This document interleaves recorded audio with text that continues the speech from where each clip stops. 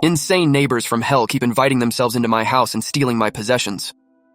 So my husband, let's call him Jim, and I recently moved into a new house in what seemed like a quiet and friendly neighborhood. We were so excited. It was our dream home with a big yard for our kids, Max and Lily, to play in. But little did we know, we were about to meet the neighbors from heck, Karen and her husband, Bob, and their perfect little brat, Timmy. It all started innocently enough. We were unpacking boxes when Karen popped over to introduce herself. She seemed nice at first, complimenting our garden and bringing over some homemade cookies. But then she started asking a bunch of personal questions. How much did you pay for the house? What do you do for a living? Are you planning to have more kids? It was weird, but I tried to brush it off. Maybe she was just overly friendly.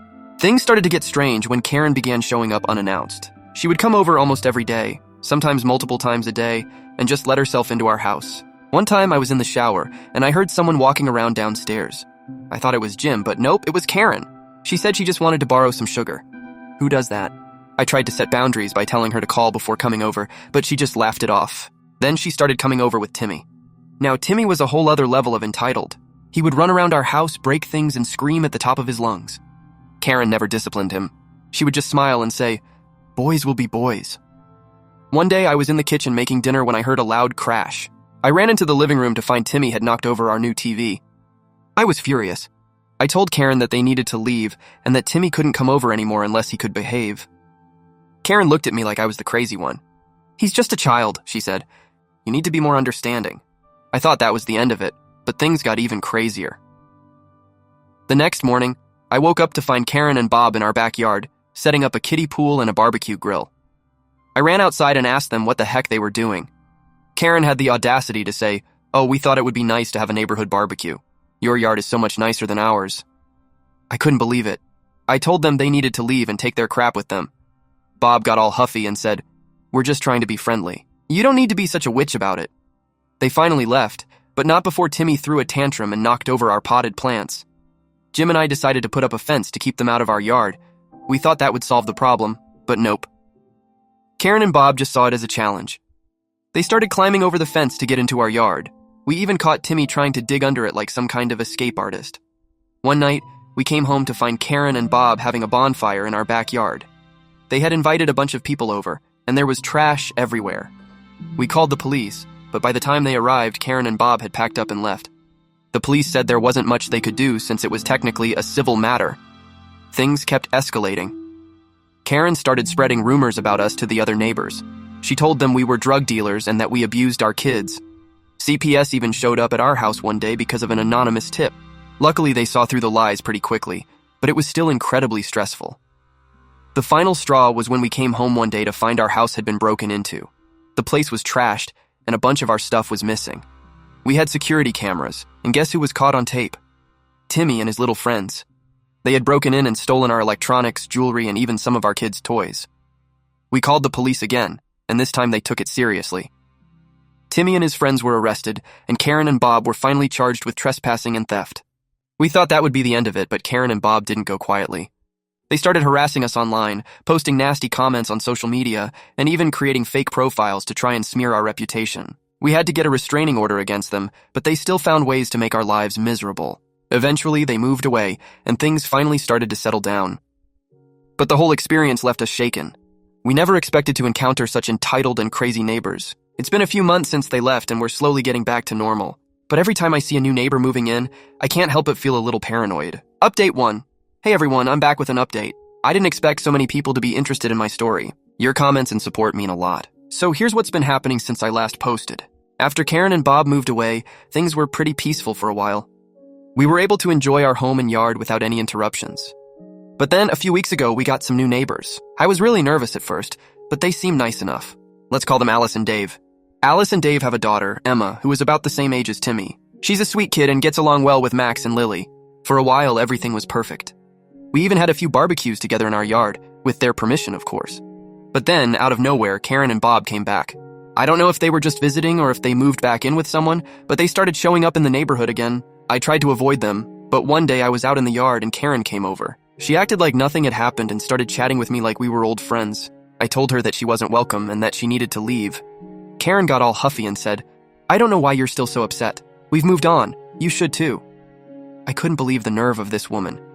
I told her that she needed to stay away from us and our property, or I would call the police. Karen left, but I had a feeling this wasn't over. Sure enough, a few days later, we started getting strange packages in the mail. They were all addressed to us, but the contents were bizarre. One package had a dead fish in it, another had a bunch of fake spiders, and one even had a threatening note. We called the police, but they said there wasn't much they could do without proof of who was sending the packages. Then one night, we heard a loud noise outside. Jim went to check it out and found that someone had spray-painted liars across our garage door. We were furious and scared. We installed more security cameras and started keeping a close eye on everything. A few days later, we caught Karen on camera, sneaking around our yard in the middle of the night. She was throwing trash over the fence and trying to damage our garden. We called the police again, and this time they took it seriously. Karen was arrested for trespassing and vandalism. We thought that would be the end of it, but Bob started showing up at our house, demanding that we drop the charges. He would pound on our door and shout obscenities even when the kids were home. We had to call the police multiple times, and eventually we got a restraining order against him too. Alice and Dave were really supportive through all of this. They helped us clean up the mess and even offered to testify against Karen and Bob. It was nice to have some allies in the neighborhood. Karen and Bob are currently awaiting trial, and we're hoping that this will finally be the end of it. But in the meantime, we're just trying to live our lives and enjoy our home. I'll keep you all updated if anything else happens. Thanks again for all your support. Update 2. Hey everyone! I'm back with another update. I wish I could say things have calmed down, but this saga just keeps getting crazier. Thank you all for your support and advice. It means a lot to us. So, after Karen's arrest and the restraining order against Bob, we thought things would finally settle down. But of course, Karen and Bob had other plans. They posted bail, and even though they were supposed to stay away from us, they found ways to harass us indirectly. First, they started spreading more rumors about us in the neighborhood. They told people that we were the ones who had vandalized our own property for attention, and that we were trying to frame them. Some neighbors believed them and started giving us the cold shoulder. It was really disheartening, especially after everything we'd been through. Then, we started getting strange visitors at our door. People would show up claiming to be from various agencies, saying they had received complaints about us. One guy said he was from animal control and that he'd gotten reports of us abusing our pets. We don't even have any pets. Another time, someone claiming to be from Child Protective Services showed up, saying they'd received an anonymous tip about neglect. It was clear that Karen and Bob were behind these false reports, but proving it was another matter. The final straw came when our house was egged and TP'd one night. We caught Timmy and a couple of his friends on our security cameras, but they were wearing masks. We knew it was them, but again, without clear evidence, it was hard to take legal action. Jim and I were at our wits' end. We didn't know what to do. That's when Alice and Dave stepped up. They suggested we hold a neighborhood meeting to clear the air and tell our side of the story. I was hesitant at first, but we didn't have many other options. So we organized a meeting at our house and invited everyone in the neighborhood. Alice and Dave helped spread the word and even made some snacks to entice people to come. On the day of the meeting, we were nervous wrecks. But to our surprise, a lot of people showed up. We started by explaining everything that had happened since we moved in. We showed them the security footage and the threatening packages. Alice and Dave also spoke up, confirming our story and talking about their own experiences with Karen and Bob. By the end of the meeting, most of the neighbors seemed to be on our side. One neighbor, Mrs. Thompson, even apologized for believing the rumors and said she wished she had come to us first. It was a huge relief to finally have some support from the community. But of course, Karen and Bob didn't take this lying down. They found out about the meeting and showed up uninvited, causing a scene. Karen started screaming at us, calling us liars and trying to turn the neighbors against us again. Bob threatened to sue us for defamation. It was a mess. The police were called and Karen and Bob were escorted away. They were warned to stay away from us in the neighborhood, but I'm not holding my breath. We're currently in the process of pressing charges for harassment and hoping that this time they'll face some real consequences. In the meantime, things have been a bit quieter. We're still dealing with some fallout from the rumors, but most of the neighbors are supportive now. We've also installed even more security measures to protect ourselves. I'll keep you all updated if anything else happens. Thanks again for all your support and advice. We couldn't have gotten through this without you. Final update. Hey everyone, I'm back with what I hope is the final update to this saga. Thank you all for your continued support and advice. It's been a long and exhausting journey, but I think we're finally seeing the light at the end of the tunnel. After the neighborhood meeting and the police intervention, things were relatively quiet for a while. Karen and Bob seemed to have backed off, probably because they were dealing with their own legal issues. We were starting to feel a bit more at ease, though we were still cautious. Then we got a call from the police.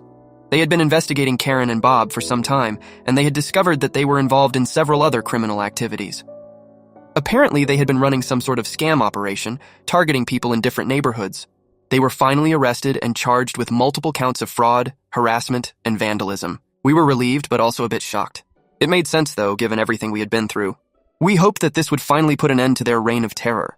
With Karen and Bob out of the picture, we tried to focus on moving forward.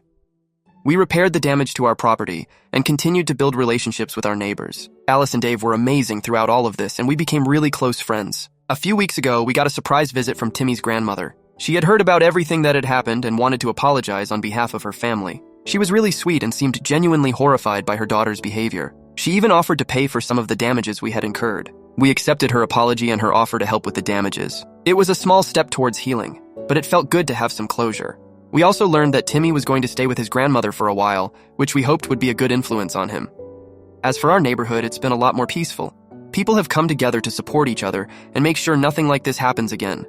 We've organized a few community events and even started a neighborhood watch program. Jim and I are still cautious, but we're starting to feel like we can finally relax and enjoy our home again. Max and Lily are happy and thriving, and we're doing our best to move past this whole ordeal. I want to thank everyone who has followed our story and offered support and advice. It's been a tough journey, but knowing that there were people out there who believed us and supported us made a huge difference. We're hopeful that this is the end of our crazy neighbor saga, and we can finally live in peace.